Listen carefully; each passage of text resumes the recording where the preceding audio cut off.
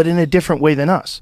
They probably had technology that we haven't figured out yet, because we went to combustion engines and electricity, and that's how we figured out how to use the human creativity and constantly innovating when we created technology that went in this way. But it's really possible that another culture 20,000 years ago or whatever had figured out a way to innovate the way we have with combustion engines and electronics, but in a completely different way.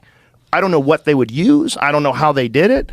But if you imagine human beings going from the Roman Empire 2,000 years ago to what we enjoy today, that's a tiny blip in time when you're talking about 20,000, 30,000 years. If these people figured out some form of technology that we still haven't figured out yet, it's totally possible that that could be the case. And if that's the case, they got hit. They got boom, boom, comets slammed into the earth. A giant percentage of the population died. The people that survived clawed and scraped for generations, and they lived like barbarians, and they forgot everything. And then they rebuilt or moved into the pyramids, or to claimed your it point, as their own. the Sphinx, which is obviously one of the most amazing structures of the ancient world, the Egyptians don't talk about it. Like it's just there, and they don't know when it was built or why.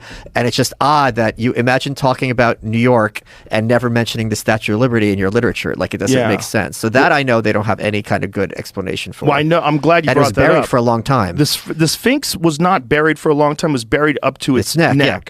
The Sphinx also has an African face, and it's smaller than the shape of the rest of the body. It's like not in proportion, and it's much newer. Like, it doesn't have the erosion. So they think that during the time when the pharaohs ran Egypt, that they might have redone that in the shape of, I forget which pharaoh they're attributed to, but there's some controversy about that. But here's why it's interesting that you brought up the Sphinx, because the temple of the Sphinx is the best evidence that it's older than people think it is. Because the temple of the Sphinx is a guy named Dr.